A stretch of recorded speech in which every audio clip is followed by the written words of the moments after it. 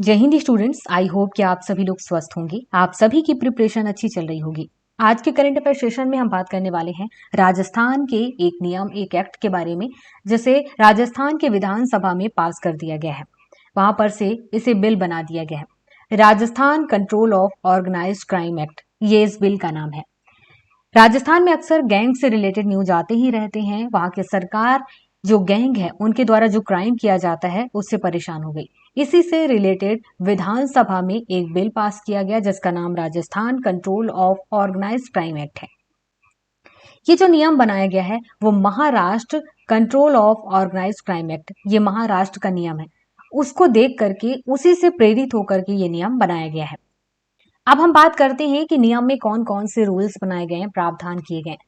सबसे पहला नियम ये है कि जो लोग गैंग बना करके क्राइम करते हैं, जैसे ही सरकार को पता चलेगा, ये साबित हो जाएगा कि क्राइम इन्हीं लोगों ने किया है, तो उनकी प्रॉपर्टी को जब्त कर लिया जाएगा और जो प्रॉपर्टी जब्त की गई है वो सरकार अपने कब्जे में लेगी। दूसरी चीज ये कि जो गैंगस्टर्स हैं उनकी प्रॉपर्टी या पैसा अपने कब्जे में रखने वाले को भी सजा होगी। मतलब कि कई बार ऐसा होता है कि गैंग किसी ने बनाया, उन लोगों ने क्राइम किया, जो पैसा या प्रॉपर्टी मिली किसी और को दे दिया। तो यहाँ पर गवर्नमेंट ने ये कहा कि जैसे ही हमें पता चलेगा कि गैंगस्टर्स की जो प्रॉपर्टी और पैसा है किसी और ने रखा है, तो जो रखा है उसको भी सजा मिलेगी, उसको भी पनिशमेंट किया जाएगा। इसके बाद गिरोह बनाकर फिरौती वसूलने, पैसे के लिए धमकाने वाले को राकोका के दायरे में रखा जाएगा।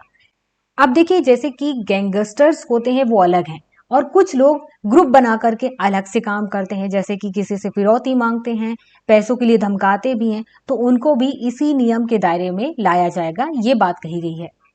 इसके बाद इसमें रूल किया गया है कि राकोका के केस की सुनवाई के लिए अलग से कोर्ट होगा। और तो और इसमें अलग से कोर्ट होने के साथ साथ सार्वजनिक रूप से इसमें सुनवाई नहीं होगी, गुप्त रूप से होगी। दूसरी चीज ये है कि इसमें डीएसपी स्तर का अफसर ही राकोका में केस दर्ज करेगा। डीएसपी से नीचे के लेवल का कोई भी ऑफिसर इस टाइप के जो केसेस हैं उसको रजिस्टर नहीं करेगा। नेक्स्ट क्या है कि अपराध, क्राइम करने वाली जो गैंग है उसके हर एक मेंबर के खिलाफ राकोका के प्रावधानों के हिसाब से कार्रवाई की जाएगी। नेक्स्ट क्या कहा गया है कि गैंग बनाकर अपराध करने वाले अपराधियों को शरण देने वालों को कम से कम 5 साल की सजा और 5 लाख रुपए का जुर्माना लगाने का प्रावधान है। शरण देने पर उम्र कैद तक की सजा हो सकती है। मतलब ये है कि जो लोग गैंगस्टर्स हैं, गैंग बनाकर के क्राइम करते हैं, तो उनको कई लोग बचाने की कोशिश करते हैं, जो उनके अपने होते हैं या किसी भी वजह से बचाते हैं, तो उन लोगों को कम से कम 5 साल की सजा दी जाएगी और 5 साल तक ये लोग जेल में रहेंगे और 5 लाख रुपए तक का जुर्माना भी भरेंगे। और हो सकता है कि सजा इस तरीके से बढ़ाया जाए कि पूरी उम्र कैद भी इनको मिल जाए। तो यहाँ पर ऐसा नहीं कि जो लोग क्राइम कर रहे हैं केवल उन्हीं को सजा दी जाएगी, जो लोग क्राइम करने वाले की किसी भी टाइप से हेल्प कर रहे हैं उनको भी सजा दी जाएगी।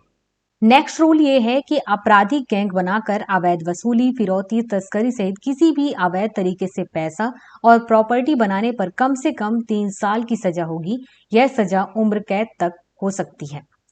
नेक्स्ट है ड्रग्स तस्करी, शराब तस्करी, अवैध वसूली, फिरौती जैसे क्राइम करने वाले इसके टारगेट पर रहेंगे। गैंगस्टर और खतरनाक अपराधियों के खिलाफ गवाही देने वालों की पहचान गुप्त रखी जाएगी। गवाह की पहचान सार्वजनिक करने वाले को 1 साल तक की सजा और 1,000 रुपए का जुर्माना लगाया जाएगा। कई बार ये होता है कि कुछ लोगों को पता होता है, गवाही देना चाहते हैं, लेकिन ये गैंगस्टर्स के डर में वो लोग गवाही नहीं देते हैं, जिसकी वजह से ये गैंगस्टर्स क्राइम करते रहते हैं। उनके खिलाफ कोई भी केस दर्ज नहीं कर पाता है और सबूत नहीं होने की वजह से कोर्ट भी उन्हें छोड़ देती है।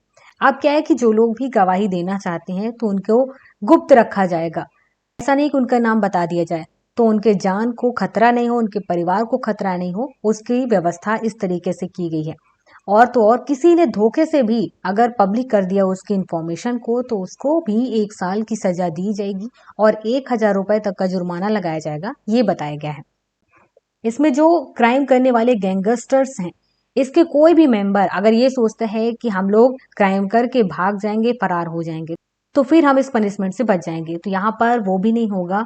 अगर पता चलता है कि अगर इस क्राइम में तुम शामिल हुए थे तो तुम चाहे कहीं पर भी फरार हो जाओ, तुम्हारी जो प्रॉपर्टी है वो जब्त कर लेगी सरकार और अपने कब्जे में रख लेगी।